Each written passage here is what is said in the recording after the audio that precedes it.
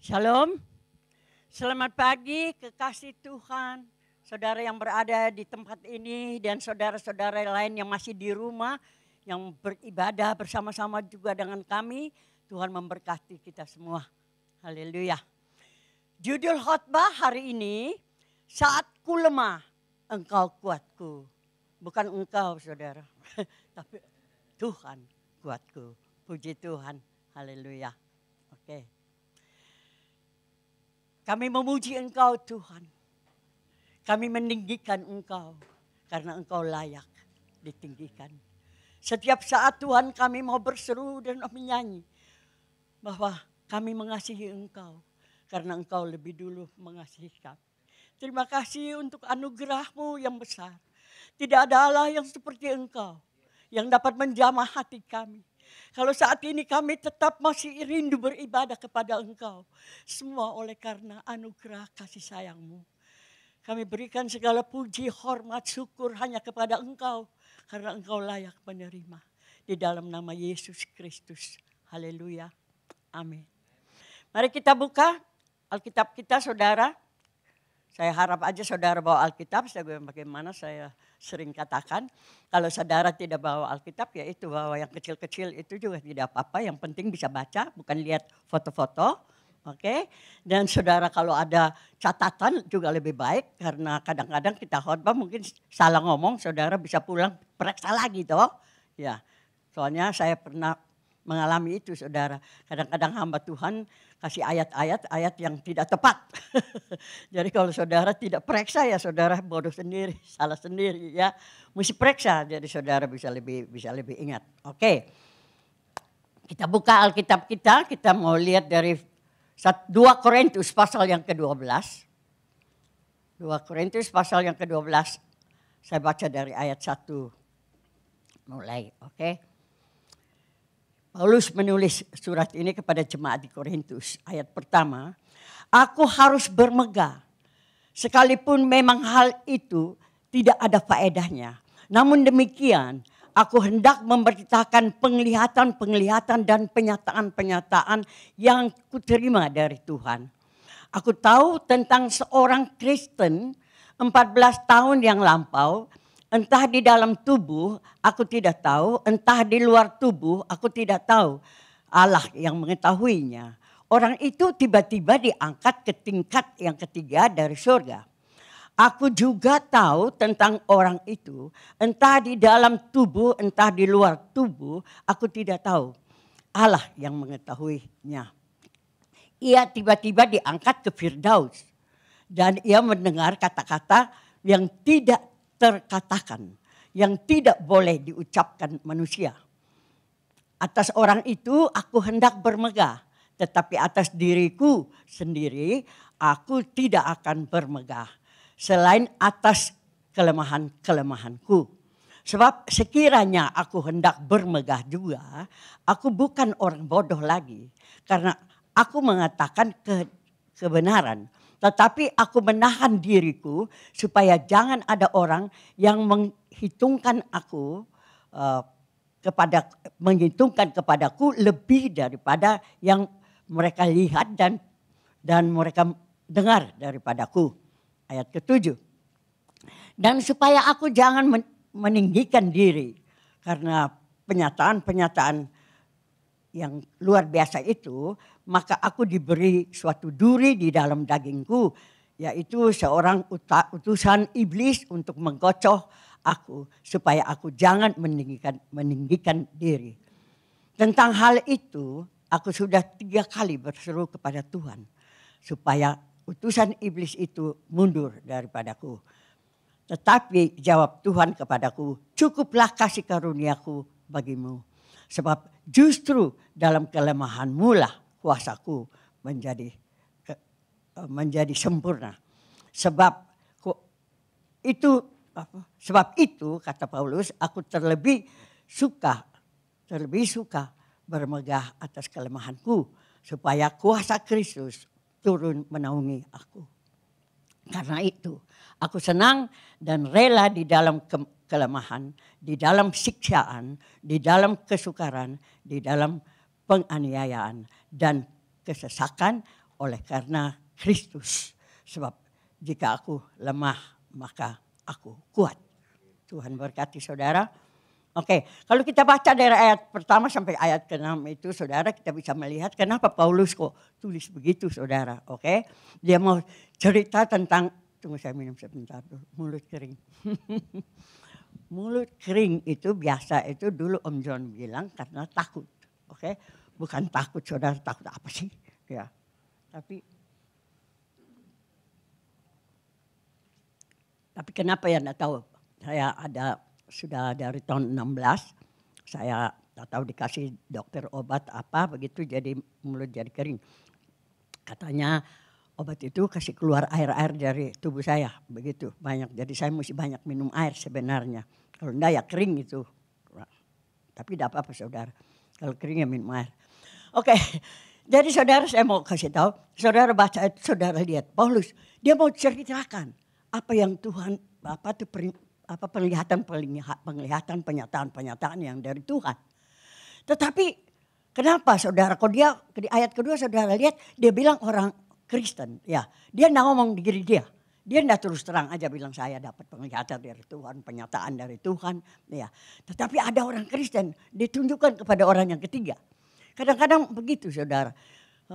Dia mau bilang diri sendiri, dia pikir nanti bilang orang sombong, ya. Ya, jadi terpaksa dia pakai orang lain saja. Tetapi kita tahu ini dia ngomong tentang diri dia sendiri. Karena saudara lihat dia katakan, dia bilang orang Kristen Tuhan angkat naik surga. Yang ketiga, ya terus Tuhan bicara, ya kan. Bicara kata-kata yang tidak bisa dimengerti. Nah kalau orang lain kok dia aku bisa tahu, ya Tuhan ngomong apa. Begitu. Jadi pokoknya dia bicarakan tentang diri dia sendiri ini. Yang kita tahu, angkat ke Firdaus saudara, ya di mana? Luar biasa kan. Nah saudara kita tidak mau mau bicarakan tentang surga ketiga. Oh jadi surga ini ada tingkat ketiga, ya surga tingkat berapa. Orang lain bilang ada 7 dan segala macam. Kita tidak pelajari itu tapi kita mau ngomong. Ya surga ketiga itu Firdaus. Firdaus itu di mana Tuhan Yesus ada. Yang Tuhan Yesus katakan kepada orang penjahat di atas kayu salib. Pada hari ini juga engkau akan bersama-sama aku di Firdaus, luar biasa. Jadi ada tingkat 3 di mana. Nah kalau orang Yahudi bilang yang di udara sini sudah ya dari atas tanah bumi ini itu sudah surga pertama. Terus sampai di bintang-bintang sana surga kedua. Lagi naik di atas bintang-bintang sana yaitu Firdaus ya sudah. Pokoknya begitu saja, oke? Tidak usah cari tahu, nanti kita sampai di sana. Oke, saudara barang yang tidak tulis sudah jangan cari tahu terlalu banyak-banyak. Pusing deh saudara. Sekolah juga buat apa saudara? Oke, jadi kita sudah tahu ini tentang Paulus. Kenapa Paulus itu harus menyatakan itu semua? Dia nggak mau sebenarnya. Dia nggak mau cerita, saudara. Tetapi karena apa, saudara? Kerasulannya dia itu suka diragukan orang, gitu loh. Jemaat Korintus aja juga dia sudah begitu datang menginjil mereka semua, tapi ada pengaruh-pengaruh dari rasul-rasul yang palsu, nabi-nabi palsu, guru-guru palsu, segala macam yang mengatakan bahwa enggak dia bukan rasul, ya kan ini enggak benar ini orang. Soalnya apa saudara? Saudara, makanya siapa yang tahu? Saulus ini dia dipanggil Tuhan, ditangkap oleh Tuhan waktu dia masih jahat loh saudara. Ya saudara kan tahu kan? Dia masih jahat, dia itu dalam perjalanan pergi ke Damsyik, dia maksud mau bunuh orang Kristen. Bukan bunuh, maksudnya dia setuju bunuh. Menyiksa, pergi ke gereja, pergi ke itu, tangkap orang, siksa mereka, kasih masuk di penjara. Ya pokoknya dia anti orang Kristen. Ya. Jadi bagaimana? Tahu-tahu saja di tengah jalan, siang-siang bolong, cahaya turun dia bilang. Dia cerita, cahaya turun, terus dia rebah sama teman-temannya pada rebah. Terus siapa kau? Tuhan, dia panggil Tuhan lagi coba. Saudara bayangkan itu. Ini satu hal yang ya kan. Kalau bukan Tuhan yang panggil dia, bukan Tuhan yang jamah dia, hati dia, kok dia bisa tahu itu Tuhan. Begitu rebah saudara dia buta. Terus Tuhan kirim Ananias, oke? Dia punya penglihatan, dia sudah punya penglihatan semua. Tuhan kirim Ananias datang untuk tumpang tangan dia supaya dia bisa lihat kembali. Ananias juga berontak, tidak mau sebenarnya. Soalnya Ananias sendiri bilang, Tuhan kan itu semua orang sudah bicara. Dia itu kan orang jahat. Orang paling jahat yang mau bunuh umat kudusmu. Oh ya kenapa kamu mau pergi kasih ya tumpang tangan kasih dia mata terbuka. Tetapi Ananias Tuhan bilang pergi karena Tuhan mau pakai dia. Tuhan sendiri yang pilih dia, Tuhan mau pakai dia untuk ya kan menginjil kepada orang-orang bangsa ini, oke. Tapi Tuhan bilang lagi di situ ke Ananias, nanti pokoknya saya Tuhan yang akan sepertinya beri dia kesulitan-kesulitan, pokoknya sudah. Jadi Tuhan itu yang akan menghajar dia lah begitu ya. Ya supaya untuk urusan Tuhan. Sekarang lu pergi aja jadi Ananias. Pergi tumpang tangan dia. Begitu kelopak matanya seakan-akan itu jatuh. Bisa lihat. Penuh Roh Kudus lagi saudara. Terus kemudian berapa hari dia pergi langsung melayani saudara. Kalau bukan Tuhan yang menjamah hatinya. Ya mana bisa. Nah mungkin toh. Makanya kita sembah Tuhan yang benar-benar saudara. Dia tidak perlu pergi sekolah. Ya. Dia tidak perlu macam-macam. Nah kalau kadang-kadang manusia di dunia zaman sekarang ini mau sekolah tinggi, punya titel. Titel lebih banyak lebih baik. Saya dulu disuruh sekolah sama family saya. Kok cuma begini aja? Iya cuma begini aja.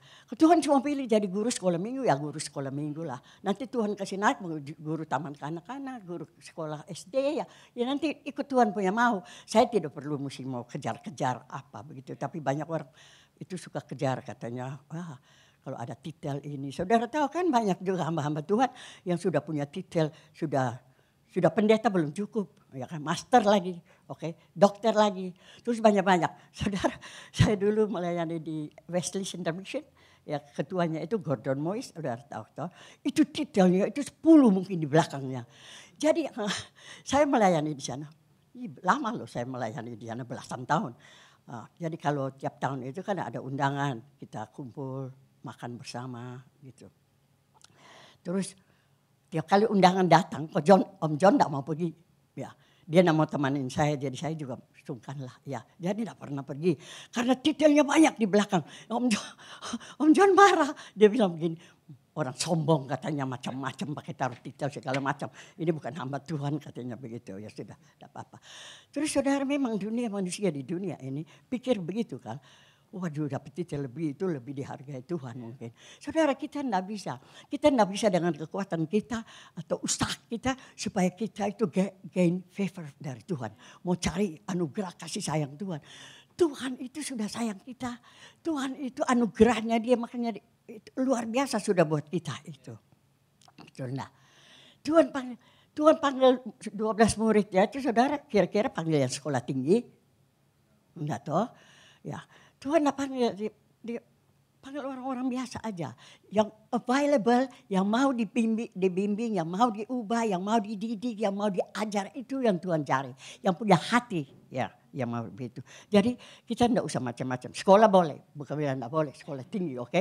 Tapi bukan dengan kekuatan kita, ya, untuk mendapatkan itu semua. Ya, favor dari Tuhan atau pengangkatan Tuhan atau apa begitu, bukan. Nah, saya baca satu tulisan tentang, saya mungkin tidak usah sebut nama tapi ya saudara. Dari kemarin dia bilang begini, kalau dia cari pekerja buat gereja dia tidak cari orang yang hebat-hebat begitu. Dia cari orang yang pernah break, ya pernah broken, pernah lemah, pernah pokoknya rasa fail dan segala macam, ya hancur gitu hidupnya.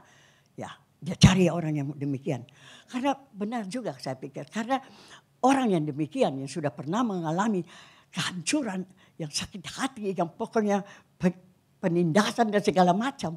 Itu dia yang nanti bisa dipakai Tuhan untuk melayani orang-orang yang demikian. Kalau Anda mau melayani bagaimana kalau tidak punya pengalaman. Saya dulu bilang, Om John juga, kenapa hidup kita sudah berantakan, sudah rumah tangga sudah hancur begitu, baru Tuhan panggil kita. Ya, jadi kita itu juga, ya rasanya orang-orang kalau lihat latar belakangnya, dia lihat seperti Paulus juga, Saulus ini. Ya Tante Jasim, Om John, rumah tangga berantakan sudah begini dan begitu dan begini dan begitu, mau cerai dan ini. Ya pastilah orang bicara juga lihat begitu. Tetapi begitulah Tuhan. Nah Om John itu yang malah kasih hiburan. Dia bilang begini, ya Tuhan izinkan begitu supaya kita sudah mengalami. Jadi kalau Tuhan mau pakai kita buat orang-orang itu, kita sudah mengalami rumah tangga yang berantakan, bagaimana Tuhan dapat memulihkan. Nah itu Satu-satunya. Jadi di dalam Bible study atau apa pelayanan kami, yaitu yang kami hadapi, pengajaran yang kami berikan ya begitu. Jangan give up, ya kan? Jangan give up. Karena Tuhan mau pakai, Tuhan bisa ubahkan kalau saja kita mau datang kepada Tuhan. Ya, Tuhan bisa rubah. Betul enggak? Ya. Bukan bilang kita sudah hidup, sudah rusak. Kalau Tuhan kasih kita anugerah, keselamatan itu kan anugerah semata-mata, bukan hebatnya kita. Jadi anugerah itu mengikuti kita terus. Ya, jadi begitulah. Jadi Paulus, alasan saya mau kasih tahu, Paulus ini dia mau cerita. Itu bukan mau sombong, bukan mau memegahkan. Makanya dia tuh jadi bingung. Mau ngomong diri saya sendiri, tidak enak. Pakai orang lain lagi, orang Kristen. Ini cerita juga sudah 14 tahun yang lalu, saudara. Ya, baru dia cerita karena tekanan begitu banyak tentang kerasulan dia yang pokoknya bikin dia jadi mau kasih tahu ya kan, saya ini dipilih Tuhan umpamanya begitu kan. Saya ini sudah ada hubungan dengan Tuhan begini-begini toh maunya dia. Tetapi ya 14 tahun ini baru dia kasih tahu saudara. Padahal saudara tahu kan, saudara banyak baca buku. Buku tentang naik ke surga, naik ke neraka. Siapa yang sudah baca? Catherine Baxter ke, siapa ke, orang dari cewek Singapura ke, ya pendeta dari Indonesia. Bahkan ada yang tulis sudah pergi ke surga, sudah pergi ke neraka. Disuruh cari ini hamba-hamba Tuhan ini. Kok tidak ada gitu. Jadi sudah meninggal, tidak ada di surga ya berarti ada di neraka. Itu ada yang begitu-begitu saudara. Saudara, saya terus terang aja. Saudara, orang bodoh seperti saya ini tapi saya anti yang begitu-begitu. Saya tidak suka, ya kan? Saya lebih suka mari kita belajar dari firman Tuhan. Yang sudah ada di sini. Semua sudah ada di sini. Saudara mau tentang surga ada, saudara mau neraka ada. Jadi kenapa kita mesti tahu-tahu saja orang karang buku setebal ini surga dan neraka. Kok di sini kok tidak mau baca? Baca itu buku begitu tebal, beli lagi, ya kan? Jadi orang pakai kesempatan itu kadang-kadang cari uang, saudara. Dan itu tidak benar, saudara. Ya, kalau buat saya, ya. Jadi begitulah. Saya anti. Jadi, nah, ada berapa banyak orang yang sudah baca itu buku? Apa? Coba saudara tanya. Apa manfaatnya? Apa dekat dengan Tuhan atau apa maksudnya apa begitu loh? Tidak ada guna kan? Nah begitulah saudara. Paulus tidak begitu. Dia tidak mau. Kita tidak perlu banggakan diri. Kita tidak perlu apa itu. 14 tahun itu dia tahan itu dia bilang. Dia tidak mau cerita sebenarnya. Dia tahan. Karena dia tidak mau menonjolkan diri. Ya kan. Nah kita sudah tahu baca dari situ. Dan ayat ke-7 kita mulai. Ini yang penting buat saudara dan saya. Kita belajar. Kita baca dari ayat yang ke-7. Dia bilang. Dan saya mau langsung aja sebagai ke ayat yang ke-7. Tadi saudara sudah tahu tentang. Nah, makanya saudara saya percaya saudara ada yang dipanggil Tuhan. Oke, saudara dipanggil Tuhan itu ya tahu-tahu aja begitu. Kita juga nggak tahu kalau kita mau dipanggil Tuhan atau bagaimana sama seperti Paulus ya kan. Ya, jadi. Nah, jadi ayat yang ke-7 dia bilang begini. Dan supaya aku jangan meninggikan diri, kata Paulus, karena pernyataan-pernyataan yang luar biasa itu, maka aku diberi suatu duri di dalam dagingku, yaitu seorang utusan iblis untuk mengocok aku, supaya aku jangan meninggikan diri. Puji Tuhan, saudara. Dia tahu persis kalau dia duri di dalam daging itu, ya, Tuhan taruh itu semua penderitaan. Ya kita nggak tahu duri di dalam daging, dah tulis jelas. Ada hamba Tuhan yang bilang itu karena sakit penyakitnya, ya kan? Karena matanya kabur. Dan saudara kalau baca lagi tubuh Paulus itu loh, itu figurnya itu tidak bagus. Saudara sudah pernah bayangkan? Sudah pernah lihat foto? Belum toh? Oke, saudara kalau baca itu nanti saya tidak suruh. Kalau saudara kalau baca di Galatia itu dia tulis ke orang Galatia itu dulu dia datang menginjil, aku datang kepadamu, ya dia lagi sakit, oke. Tapi kamu terima saya seperti terima malaikat, seperti terima Tuhan Yesus. Kamu tidak menghina, ya. Padahal tubuhnya itu, ya kamu tidak merasa jijik. Coba saudara bayangkan kalau dia tulis sampai begitu, ya kan. Ya, orang Galatia, kok kamu kok bisa terima saya seperti terima Tuhan Yesus. Kok tidak ada yang itu seperti rasa jijik mau menjauhkan diri dari saya. Berarti bayangkan tubuhnya dia juga jelek amat. Toh. Saya sendiri yang bayangkan. Saya bikin ini terus saya bayangkan. Mungkin begitu jalan mungkin ya. Alkitab tidak tulis begitu, tapi sampai menjijikan itu pasti ada yang tidak benar loh saudara. Dia sendiri yang tulis kan, ya. Jadi begitulah. Jadi dia rasa kok, ya mungkin begitu. Kok Tuhan kok kasih izin dia kok sampai begini mau pakai dia kok jadi dia kok begini. Tapi puji Tuhan masih dihormati orang ya. Terus banyak siksaan, banyak penderitaan yang dia cerita. Orang-orang itu iblis, saudara tahu iblis menggosok dia. Tuhan tidak mencobai manusia, saudara tahu kan. Firman Tuhan bilang di Yakobus pasal 1 ayat 13, ya kan. Tuhan tidak pernah mencobai orang. Tuhan tidak dicobai dan Tuhan tidak mencobai orang. Semua pencobaan itu cuma Tuhan izinkan aja. Ya, Tuhan izinkan. Seperti corona sekarang ini bukan Tuhan yang bikin tuh saudara. Ya kan tidak ada Tuhan bikin corona. Tapi Tuhan izinkan tuh. Entah iblis yang bekerja, iblis yang dari mana. Orang-orang yang jahat semua itu kan ya digolongkan ya iblis lah begitu kan. Bah, nabi-nabi palsu semua itu apa semua itu. Guru-guru palsu semua itu yang masuk di dalam gereja itu. Maafkan saudara kalau ada yang di sini. Itu iblis saudara. Itu iblis ya kan. Yang mengacau itu bikin rusak. Ya nama baiknya dia dan mau tangkap dia, mau penjarakan dia, pokoknya semua itu siksaan itu ya termasuk duri di dalam daging. Dia mau menginjil kemana susah, dia mau pergi kemana ada saja halangan, pergi ke satu tempat ada saja halangan. Pelayanannya dia itu Tuhan suruh pergi, tetapi Tuhan bicara loh, kalau suruh dia ke Roma itu Tuhan yang ngomong kan, ya pokoknya. Semua apa itu Tuhan, dia sudah banyak sekali mengalami pertemuan dengan Tuhan. Tetapi setiap kali mau pergi di mana saja susah. Dia melayani di Tesalonika, mau balik lagi ke Tesalonika juga ada rasa takut. Ya, mungkin mereka sudah tidak terima karena sudah masuk ya guru-guru palsu dan segala macamnya. Ya kan, kalau saya pergi dari eklesia, saya mau balik ke eklesia tidak terima. Saya keluar dari Body of Christ, saya diundang khotbah di Body of Christ. Di Gold Coast, ya kan, pemimpinnya tidak kasih izin. Ya, kok Jasmine sudah keluar kok, masa mau panggil dia khotbah? Sudah tidak sejalan, begitu kan saudara. Tidak mungkin. Ya. Jadi begitu iblis bekerja macam-macam lah saudara. Jadi mau menghambat-hambat ya pekerjaan Tuhan begitu. Jadi iblis yang itu. Karena apa? Tuhan bilang begini. Tuhan itu benci orang yang tinggi hati, betul lah. Tuhan itu benci orang yang sombong. Tuhan tidak suka itu orang. Saudara yang sombong itu. Firman Tuhan di 1 Petrus bilang begini. Pasal 5. Saya baca ayat 5-6. Demikian juga kamu. Hai orang-orang muda. Tunduklah kepada orang-orang yang tua. Dan kamu semua rendahkanlah dirimu seorang terhadap yang lain. Sebab Allah menentang orang yang congkak. Tetapi mengasihi orang yang rendah hati. Karena itu rendahkanlah dirimu di bawah tangan Tuhan yang kuat supaya kamu ditinggikannya pada waktunya.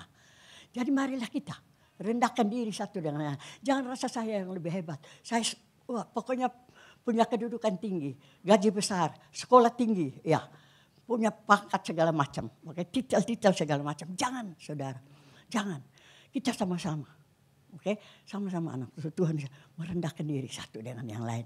Jangan pandang itu. Sudah melayani 30 tahun dengan melayani baru 5 tahun. Sama saudara. Oke, ya pitanya. Jadi tante juga siap firman Tuhan setengah mati ya. Belum mati untungnya. Ya. Oh, saya kira saya saja tadi dia bilang. Sama-sama aja ya Pi, lu kira siap firman Tuhan enak. Orang suka kritik, orang suka bicara, banding-banding hamba Tuhan ini, hamba Tuhan ini, hamba Tuhan. Ya kan? Mungkin kalau orang yang ini, tapi kalau buat saya, ya tetap tidak gampang. Gitu. Tetap tidak gampang saudara. Mau tunduk kepada Tuhan, mau sampaikan apa yang Tuhan mau, ya bukan kita mau. Judul ini saja juga saya tidak cocok dengan saya. Oke, saya bilang ya, saya kalau mau kasih judul ini, saya kasih judul duri di dalam daging. Tetapi kata saya disuruh kasih judul ini, saya kasih judul begitulah. Oke, saat aku lemah, engkau kuat. Tuhan mau yang begitu, yang lebih hebat gitu loh. Jadi betul-betul Tuhan yang lebih hebat daripada kita. Oke, Amsal pasal 6 ayat 16 saya baca 17. Dia bilang 6 perkara yang dibenci oleh Tuhan. Bahkan 7 perkara menjadi kekejian bagi hatinya. Mata sombong, lidah dusta, tangan yang menumpahkan darah. Orang yang tidak bersalah. Maksud saya sini, mata sombong, Pokoknya heran ya, kok bisa matanya yang sombong, bukan hatinya yang sombong. Dari mata turun ke hati. Pokoknya Tuhan mata sombong, ya kan? Lihat orang aja udah pandang enteng. Betul ada enggak? Kadang-kadang kita punya mata begitu lihat orang pandang enteng orang, ya kan? Lihat orang model kayak begini aja pandang enteng, makanya Tuhan enggak suka itu. Lihat orang itu Tuhan bilang harus hormat mereka, anggap mereka lebih daripada kita.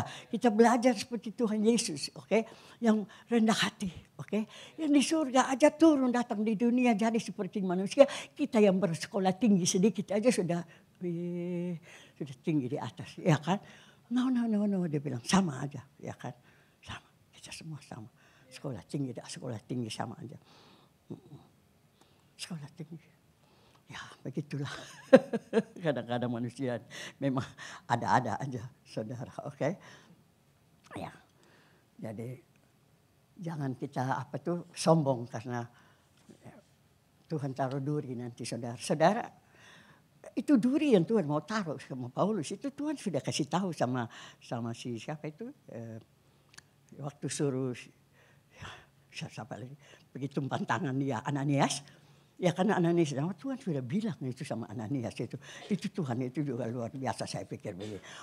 Jadi dia bilang aku sendiri akan menunjukkan kepadanya betapa banyak penderitaan yang harus dia tanggung oleh karena namaku. Jadi Tuhan pilih saudara ya, Pak. Ya, saudara semua yang dipakai Tuhan dipilih oleh Tuhan untuk melayani Tuhan. Jadi jangan hebat, karena saya hebat, saya sekolah tinggi, saya pintar, Tuhan pilih. Tuhan pilih karena Tuhan mau kasih duri, ya kan? Tuhan bilang sendiri kan. Jadi kalau saudara yang sudah merasa ada duri, ya kan? Itu jangan sakit hati toh, belajar. Paulus sendiri juga begitu. Nah, saudara yang belum pernah merasa ada duri, saudara diangkat tinggi, lebih baik itu saudara menangis lah. Begitu kan? Siapa tahu, ya kan? Belum waktunya nanti saudara sudah tinggi. Pok turun jatuh sakit setengah mati. Makanya lebih baik kita merangkak di bawah. Ada di bawah merangkak. Jadi kalau sampai jatuh juga nggak sakit, betul nggak?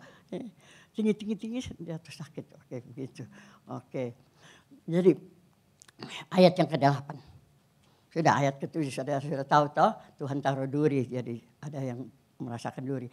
Saya juga sering merasakan ada duri. Dan hari Rabu saya waktu saat kita doa. Saya bilang kan, hati saya saudara, saya bilang, aduh hati saya sakit rasanya. Kalau saudara bisa buka, saudara bisa lihat berdarah-berdarah di dalam. Tawa. Terus Pak bilang apa? Mestinya berdarah ya. Lagi dia bilang, mesti berdarah. Aduh ada hal-hal yang bikin, kadang-kadang kita ya tapi enggak sampai bikin heboh. Cuma sakit saudara. Jadi saudara melayani Tuhan, saudara sudah pokoknya jangan rasa hebat. Ya kalau saudara sakit atau sakit penyakit, apa saudara dihina orang, saudara digosipin orang, saudara pokoknya difitnah orang, nah apa-apa pokoknya tidak diterima baik orang, jangan rasa kok begitu Tuhan? Saya kan sudah melayani Tuhan, sudah beri, ya kan, sudah khotbah, ya kan, sudah ini dan sudah itu, sudah ini. Tuhan bilang so what? Ya. Jadi jangan rasa begitulah saudara. Nanti disakitin sedikit sudah sakit hati dan segala macam. Sakit memang sakit saudara. Orang sudah bilang rasa berdarah di dalam. Saya cerita semua bilang anak saya juga. Aduh sakit di dada sini. Kalau orang bisa lihat mungkin ada berdarah di dalam. Ayat ke-8. Tapi karena Tuhan tidak mau, begitu jadi Tuhan izinkan semua. Terus ayat ke-8 dia bilang, tentang hal itu aku sudah 3 kali berseru kepada Tuhan supaya utusan iblis itu mundur daripadaku. Tidak salah saudara kalau saudara berseru, Paulus juga berseru, saudara. Tuhan Yesus juga waktu di Taman Getsemani, saudara. Oke, kalau bisa Tuhan, cawan ini jauh daripadaku, ya kan. Tapi Tuhan tidak jawab, ya kan. Tapi lumayan, Paulus tidak bilang begitu, tapi Yesus bilang begini, tapi bukan kehendakku yang jadi, biar kehendakmu yang jadi. Jadi ingat itu, saya ingat dulu ada orang yang tegur saya sering bilang begitu, ajar tentang ini kalau doa, bilang Tuhan biar kehendak Tuhan yang jadi, bukan kehendak kita. Saya tidak suka kalau bilang karismatik, nanti bilang marah lagi. Ya, ada orang yang bilang begini, kok Tante Jasmine, kok saya kayak orang itu aja, karena orang GKI katanya, tidak punya iman, ya kan? Harus punya iman dong, ya. Tidak bisa bilang kehendak Tuhan yang jadi, ya. Terus, oh iya, mau apa minta Tuhan? Saya bilang, oh iya, seperti apa tuh bangsa Israel ya, saya tanya. Ya, saya ingat itu tidak bisa lupa, bangsa Israel paksa Tuhan mau raja, betul? Tuhan tidak mau kasih raja, Tuhan mau dia yang jadi raja. Doa, paksa. Ya, orang karismatik kan begitu juga kan, suka doa. Pengen tinggal di Australia, doa, paksa. Puasa, paksa Tuhan. Oke? Lupa kalau bilang kehendak Tuhan jadinya. Nah, terus dia bilang, saya bilang mau ya. Tuhan kasih bangsa Israel raja kan. Terus jadi apa hidupnya? Bukannya disiksa. Ya. Jadi jangan, kalau bukan kehendak Tuhan itu ada itunya. Ada yang bilang begini. Ada yang cerita begini. Oh, saya sudah cerai. Saya mau kawin. Kalau saya tidak kawin lagi, ya saya bisa hidup dalam dosa. Dia tanya kepada hamba Tuhan. Boleh enggak saya kawin? Waduh, rasanya Tuhan tidak boleh. Tetapi kalau kamu mau paksa ya kamu tanggung jawab. Oh, sorry saudara, ini saya teringat satu cerita, bukan mau singgung saudara. Saudara mau, itu urusan saudara. Oke, ini saya coba kasih tahu cerita. Oke, jadi hamba Tuhan itu bilang sama cewek itu, ya terserah kamu. Tapi kamu ingat baik-baik ya, bukan kehendak Tuhan. Ya, tapi kalau kamu mau, kamu tanggung jawab sama Tuhan ya, bayar harganya. Akhirnya ya bayar harga Pak, begitu ceritanya, kejadiannya ya bayar harga, begitu. Nah, terus ini cerita orang, oke? Jadi jangan tersinggung. Saya kadang-kadang ngomong itu, orang kadang-kadang tersinggung karena terlalu terus terang gitu. Tapi ini cerita. Terus akhirnya di satu persekutuan dia bilang begitu. Dia kasih kesaksian ini. Dia yang kasih kesaksian maka saya tahu.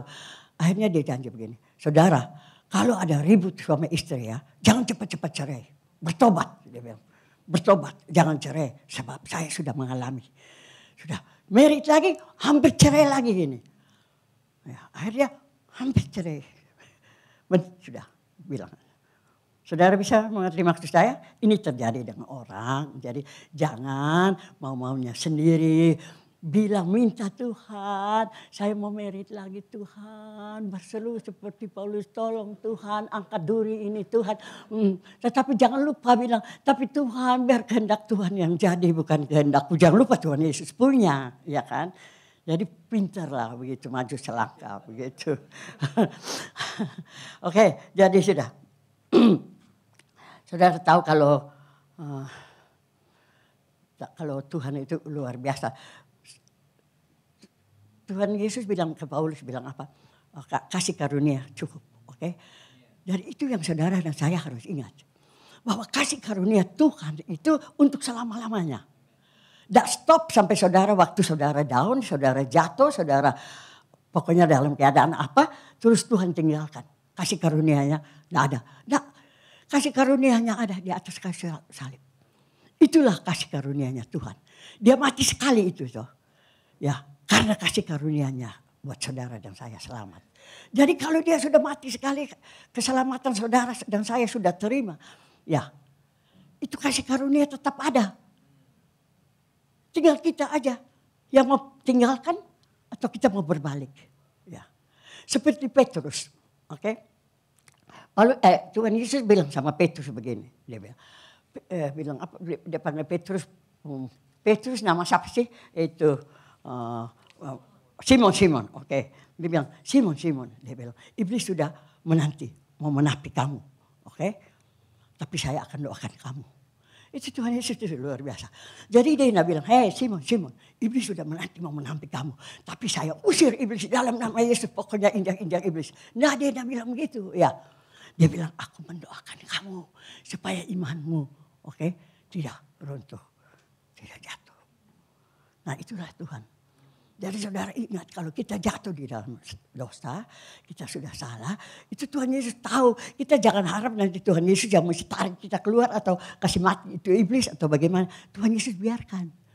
Tapi dia jaga kita terus, kasih anugerah dia, kasih karunia dia itu menyertai. Sehingga dia doakan kita. Ya kan? Jadi kasih karunia Yesus tidak terlepas dari Petrus. Walaupun Tuhan bilang sebelum ayam berkokok ya kan, ya kamu sudah berbohong kepada saya. Ya, sudah menyangkal Tuhan, menyangkal. Dan ternyata betul toh, dia menyangkal bahwa dia kenal Tuhan Yesus. Saya tidak kenal. Dan saudara kalau ada kita juga begitu dalam ada saat-saatnya sudah tidak Tuhan-Tuhanan. Aku mau Tuhan, sudah tidak ada Tuhan. Tapi kasih karunia-Nya ada tetap di situ. Ya. Dan dia Roh Kudus akan terus berbicara kepada kita. Itulah Yesus kita. Itulah Tuhan yang ya kan, yang kita, yang satu-satunya kita bilang. Satu-satunya itu. Ya. Terus dia bilang, jadi akhirnya Petrus itu sudah begitu menyangkal Tuhan. Tapi Tuhan sayang dia terus. Dia begitu bertobat, berbalik. Saudara tahu cerita tentang Pentakosta. Begitu hari Pentakosta, dia berkhotbah ya kan. Roh Kudus begitu jamah dia bangkit kembali, dia berkhotbah. Berapa banyak orang yang bertobat? 3.000 orang bertobat. Ya. Dan tiap hari ditambahkan lagi oleh Tuhan. Mereka luar biasa kan, dipakai oleh Tuhan. Kita belum pernah ada yang betul 3.000 orang bertobat. Satu orang mau bertobat ya setengah mati. Ya. Ya, tapi itu bukan pekerjaan kita juga kan, saudara mesti tetap ingat. Ya, jangan lupa itu. Jadi kalau kita berkhotbah atau kita menginjil orang atau apa orang tidak bertobat, jangan rasa kita fail, bukan. Karena itu bukan pekerjaan kita. Kita menabur, menabur. Tapi yang memberi pertobatan itu Tuhan. Tuhan sendiri. Jadi kita jangan rasa sok-sok kita mau sampai paksa orang mesti bertobat, paksa orang ya. Tidak perlu. Oke saudara. Oke begitulah. Nah Paulus katakan di dalam 2 Korintus pasal 3 ayat 5 dia bilang begini. Dengan diri kami sendiri kami tidak sanggup untuk memperhitungkan sesuatu seolah-olah pekerjaan kami sendiri. Tidak. Kesanggupan kami adalah pekerjaan Tuhan. Jadi apa yang saudara bisa lakukan, apa yang kita punya, apa yang kita bisa, apa yang kita capai, semua ini oleh karena anugerah Tuhan. Oke, jadi bukan kita. Semua ini, semua dalam hidup. Hidup kita bukan kita lagi. Yang ada di dalam kita, hidup kita adalah Yesus. Dia yang hidup di dalam kita, yang mengerjakan segala sesuatu. Apa yang kita mau bertindak selalu, kalau kita taat kepada Tuhan, Tuhan bawa di jalan yang Dia mau. Jalan kebenaran sesuai. Oke, firman Tuhan. Itu Tuhan itu yang luar biasa. Satu ayat lagi, 2 Korintus 9 ayat 8. Dan Allah sanggup melimpahkan segala kasih karunia kepada kamu supaya kamu senantiasa berkecukupan di dalam segala sesuatu dan malah berkelebihan di dalam berbagai kebajikan. Jadi saudara, Tuhan berikan kepada saudara semua kasih karunia yang luar biasa, saudara tidak kekurangan, oke? Berkecukupan malah berkelebihan kepada saudara. Jadi semua itu daripada Tuhan sendiri, oke? Nah, oke. Kita sudah mau jam, jadi saya tidak banyak lebar. Yang ke-10. Tadi 9 sudah ya? Sudah ya Pak? Oke. Ngomong-ngomong terlalu banyak sampai lupa. 9 sudah, 10. Oke, 9 sudah. Itu yang penting ya kan. Cukuplah kasih karunia bagimu. Justru karena apa? Di dalam kelemahan kita, oke, kuasa Yesus bisa bekerja. Makanya Paulus bilang dia suka berada di dalam penderitaan itu ya. Karena di situ baru dia merasa kasih Tuhan. Saudara, pengalaman Paulus dengan saudara dan saya, tidak ada arti kita nih. Ya, penderitaan Paulus di dalam pelayanan itu selama dia cerita berapa kali dia dicambuk, 5 kali 41 kurang 40 kurang 1, dia 39. 5 kali saudara, kita belum pernah kena cambuk. Saya sudah pernah mungkin berapa kali cambuk. Karena kesalahan sendiri saudara. Oke. Nah Tuhan bicarakan ini bukan kesalahan sendiri. Tapi kalau kita kena siksaan ataupun menderita karena nama Yesus, itu yang paling penting. Oke. Jadi Paulus pokoknya saudara pulang, saudara boleh baca tentang cerita Paulus, oke. Berapa kali masuk penjara, berapa kali kena didera, pokoknya disiksa macam-macam. Ya, disiksa macam-macam. Tapi luar biasa Paulus dia bilang, pokok justru karena itu dia bilang, aku lebih suka di dalam kelemahan, oke. Dia mau bermegah di dalam kelemahan. Kebanyakan orang kelemahannya, penderitaannya, dia sembunyi. Yang nonjol itu, yang hebatnya, jadi dia bermegah karena hebatnya dia. Okay? Itu kira-kira bertentangan ya. Saya rasa Tuhan tidak suka ya Pak ya. Ya jadi biar kita belajar dari Paulus. Jadi bukan rasa itu, tetapi begitulah merasa dia bermegah. Saya itu sebenarnya saya juga dari dulu juga salah. Sekarang ya belakangan sudah agak tua, sudah banyak makan garam, asam, jadi bisa mengerti. Tapi dulu masih belajar di Om John Paul, itu kita baru mulai. Saya itu agak iri, saya pergi sekolah juga, saya tanya guru, saya tanya Om John Paul, saya tanya guru saya, bule.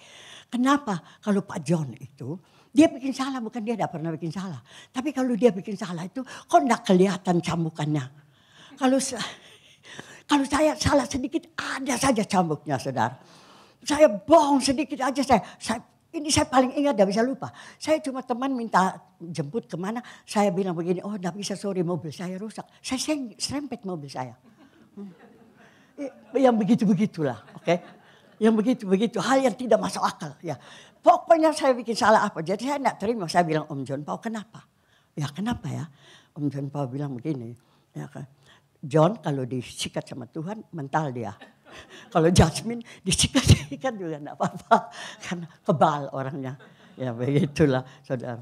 Begitu jawabannya begitu. Nah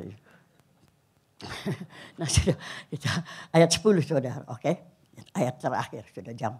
Oke, karena itu aku senang dan rela di dalam kelemahan. Bodoh amat Paulus. Di dalam siksaan, di dalam kesukaran dan di dalam penganiayaan dan kesesakan. Saudara mau begini? Baca baik-baik dulu. Saudara mau yang begitu-begitu? Ya, berani ngomong ke Tuhan begitu? Berani ngomong ke teman-teman begitu? Ya kan? Tidak berani toh ya. Tapi Pak melalui toh, harus toh Pak ya. Pak bilang harus. Harus melalui dulu, ya kan? Harus melalui. Kalau enak-enak aja ya begitu. Kalau semua saya dulu ya Bible study di rumah itu saya sering kasih ingat, atau Sylvia masih ingat. Saya bilang begini, apa yang saya lalui, oke? Kamu murid-murid pun harus lalui. Saya yakin dan percaya, begitu. Saudara percaya? Jadi saudara kira saudara maksudnya mau enak-enak saja.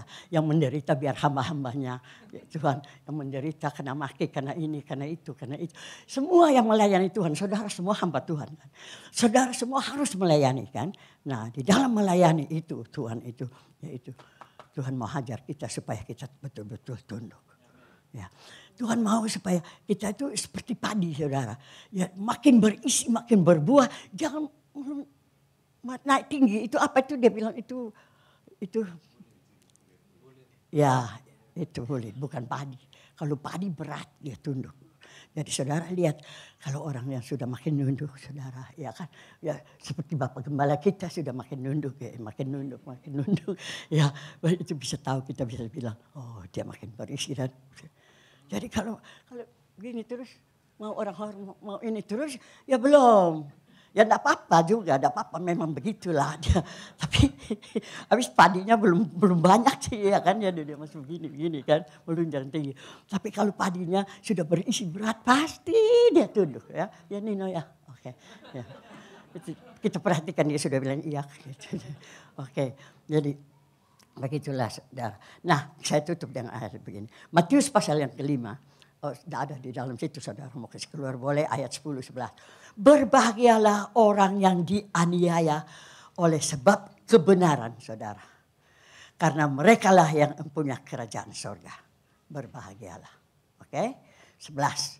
Berbahagialah kamu jika karena aku, kata Tuhan Yesus, kamu dicela dan dianiaya dan kepadamu difitnahkan segala yang jahat. Bersukacita dan bergembiralah karena upahmu besar di surga. Sebab demikian juga telah dianiaya nabi-nabi yang sebelum kamu. Oke, itu Tuhan Yesus bilang. Jadi bukan dianiaya karena kesalahan sendiri. Kamu pergi rampok, mencuri, pergi ambil bini orang, pergi ambil suami orang, atau pergi ambil rumah orang. Itu semua ya harus disiksa itu. Jadi tidak bisa berbahagia, tidak masuk, tidak lihat kerajaan surga lah. Ya. Maksudnya demi nama Yesus. Semuanya untuk Tuhan. Semuanya untuk kebenaran. Hidup untuk kebenaran. Oke? Jadi saudara, marilah kita sama-sama melayani Tuhan. Ambil ini pengajaran dari Paulus. Ambil pengakuan dari Paulus. Supaya kita bisa menyenangkan hati Tuhan. Tadi kita mau menyenangkan Tuhan katanya. Oke, satu-satunya. Ya, engkau satu-satunya yang dapat menjamah.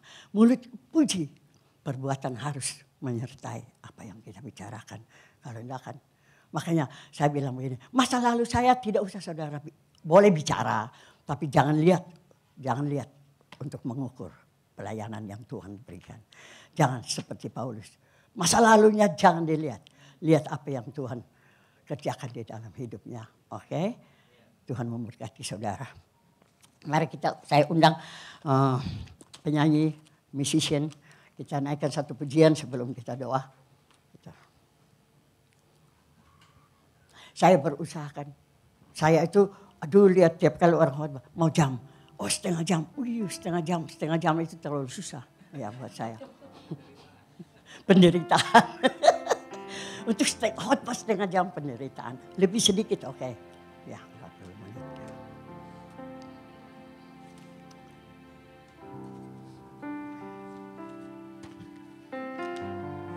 Saya ambil lagu ini karena Yapi pernah nyanyi lagu ini. Dan ya saya tergerak untuk kita sama-sama mau menyanyi lagu ini.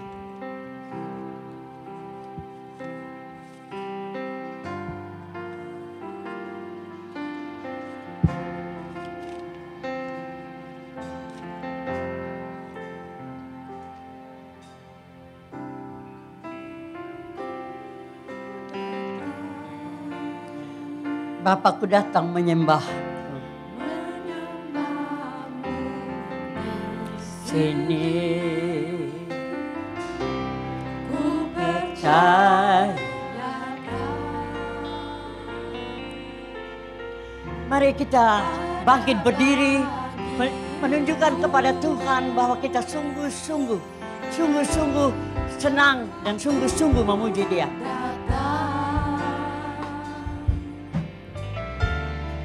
Menyembahmu.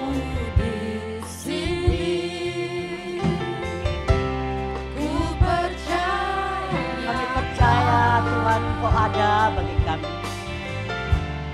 Ada bagiku. Tak usah ku takut saat kau senakut. Tak usah ku bimbang kau di dalamku. Tak usah ku cemas kau menghiburku.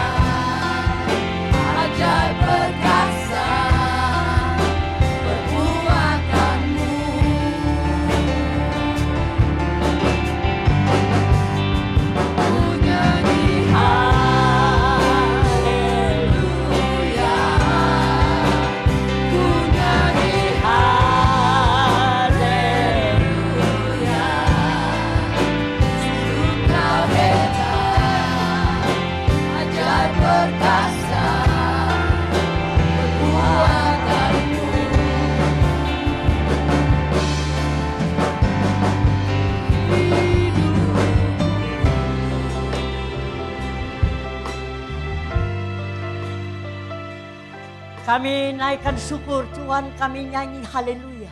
Kami memuji Engkau Tuhan karena perbuatan-Mu besar di dalam hidup kami. Tuhan, kami tidak pernah takut, kami tidak cemas Tuhan. Karena kami tahu Engkau ada di dalam hidup kami. Karena kasih anugerah-Mu menyertai kami senantiasa. Oh Tuhan, di dalam saat kami lemah Tuhan, kami percaya bahwa Engkau-lah kuat kami. Engkau akan menguatkan kami terus Tuhan. Tuhan, ingatkan kami setiap saat Tuhan.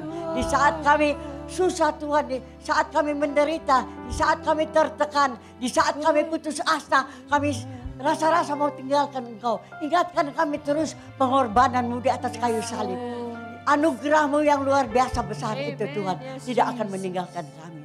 Terima kasih Tuhan. Terima kasih kalau Engkau mau menyelamatkan kami orang-orang yang tidak ada gunanya. Karena Tuhan, Engkau sungguh luar biasa. Tidak ada Allah seperti Engkau yang mau menjamah hati kami. Hanya Engkau satu-satunya yang perhatikan kami. Kami saat pagi ini Tuhan, kami mau bertobat Tuhan. Kalau selama ini kami pakai kekuatan kami merasa kami hebat. Tapi sesungguhnya kami tidak Tuhan. Kami mau tanggalkan segala kekuatan kami, kebisaan kami, kepintaran kami, segala titel kami, segala pengetahuan kami Tuhan. Oh kemampuan kami mau tanggalkan Tuhan. Dan kami mau berserah hanya kepada Engkau. Karena kami tahu hanya Engkau Tuhan. Hanya Engkau Tuhan yang sanggup menolong kami. Terima kasih Tuhan. Di saat kami lemah kami mau menjadi kuat karena kami ingat Engkau Tuhan. Di saat kami lemah kami percaya karena Engkau yang akan menguatkan kami. Terima kasih untuk firman-Mu pagi hari ini Tuhan. Kami berkati Engkau juga. Berkati kami semua di dalam nama Yesus Kristus. Haleluya. Amin. Silakan duduk saudara.